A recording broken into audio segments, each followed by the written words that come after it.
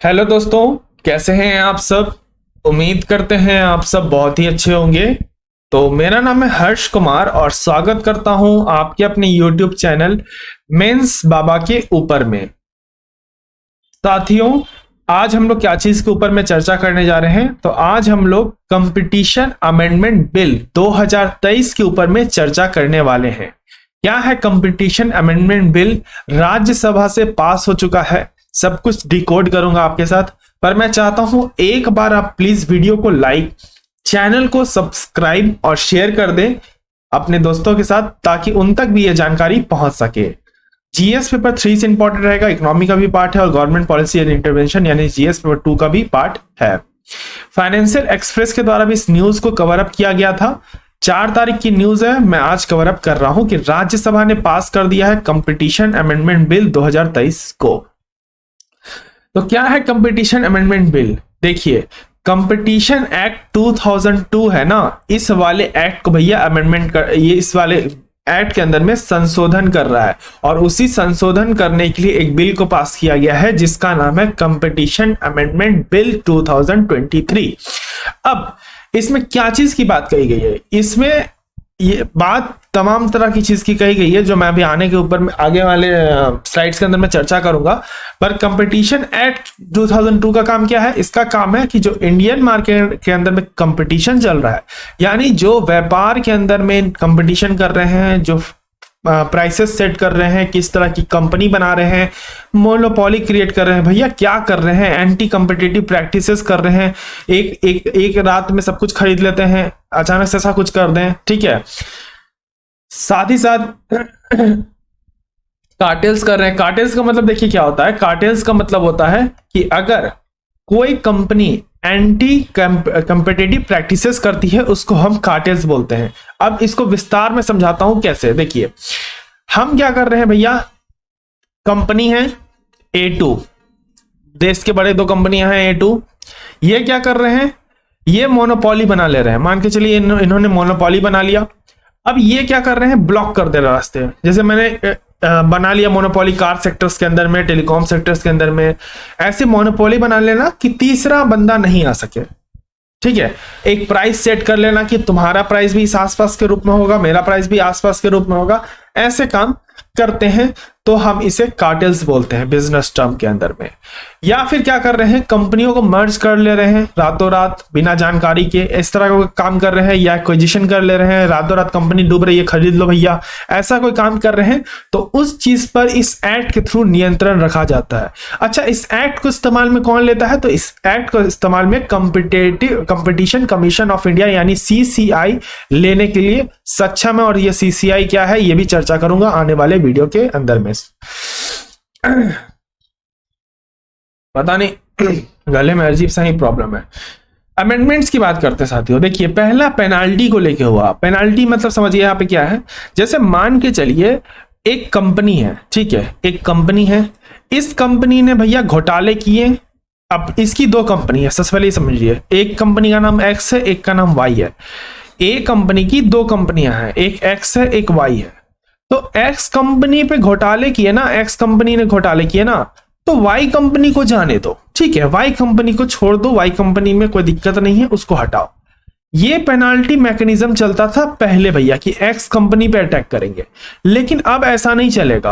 अब क्या होगा, सीधा A कंपनी पे पेनाल्टी लगाएंगे, जो इसकी पेरेंट कंपनी है ना भैया, उस पे पेनाल्टी लगाएंगे, ताकि जिस तरह का करंट प्रैक्टिसेस चल रहा है, जिसके कारण से कोई भी छेड़छाड़ किया जा रहा है, उस पे पेनाल्टी लगाया जाएगा, जो एंटी कॉम्पिटिटिव प्रैक्टिसेस हैं उनको। तो पहले क्या होता था कि जिस हिस्से पर, यानी जिस हिस्से पर लग रहा है दिक्कत, वहीं पे उसको सॉल्व आउट करना, बाकी और किसी चीज को परेशान नहीं करना। लेकिन नहीं, अब जिस हिस्से पे दिक्कत हो रहा है ना, जैसे X कंपनी पे दिक्कत हो रहा है ना, तो X कंपनी किसकी कंपनी है भैया, A की कंपनी है, तो A पे लगाएंगे पेनाल्टी। दूसरा, डीक्रिमिनलाइजेशन। ऐसे ऑफेंस दिए गए हैं कंपटीशन एक्ट 2022 के अंदर में, ये कंपनी एक्ट लिखा हुआ है, हमारा काट दीजिएगा, मैंने जैसे थीम के लिए दिखाने के लिए रखा है, बट नॉट इस कंपनी एक्ट, ये अब काट दो, ठीक है, ये मत समझना।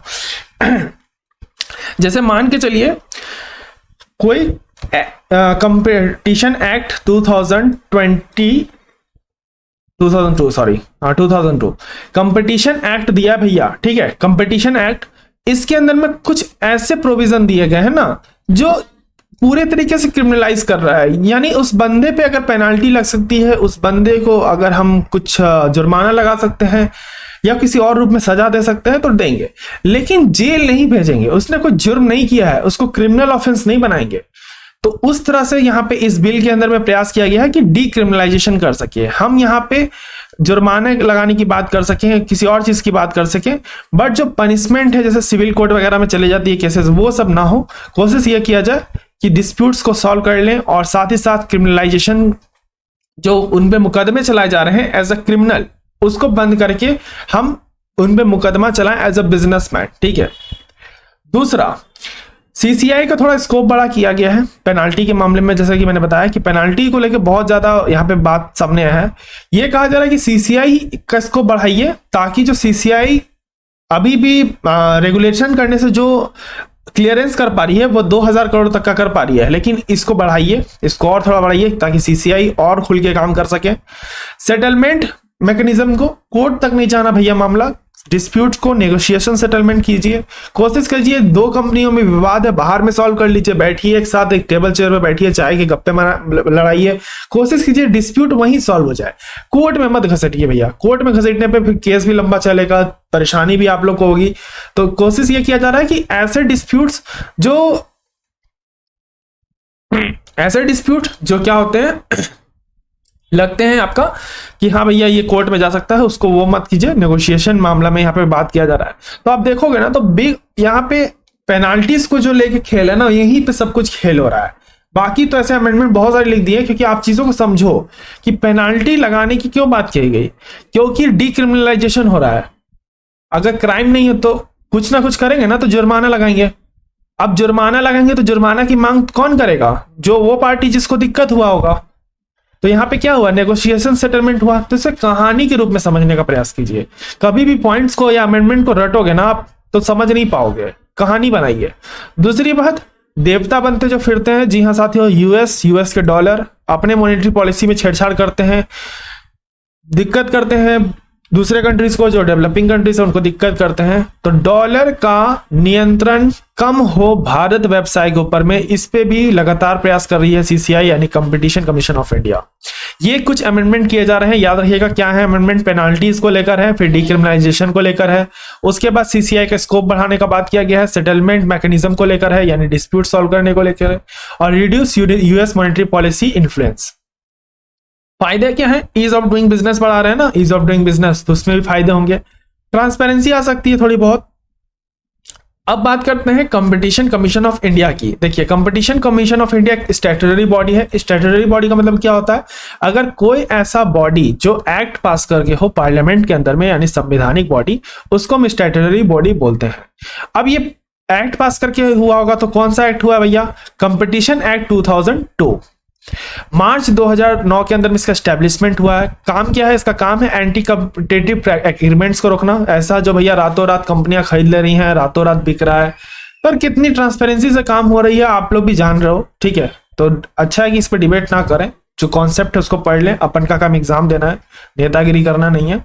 तो आपको पता है कि ट्रांसपेरेंसी से कितनी काम हो रही है, कितने कंपनियां जो ट्रांसपेरेंसी से एंटी कॉम्पिटिटिव प्रैक्टिसेस कर रहे हैं, सडनली प्राइस को डाउन करके फ्री में एंट्री करते हैं मार्केट में, उसके बाद मोनोपोली क्रिएट कर लेते हैं।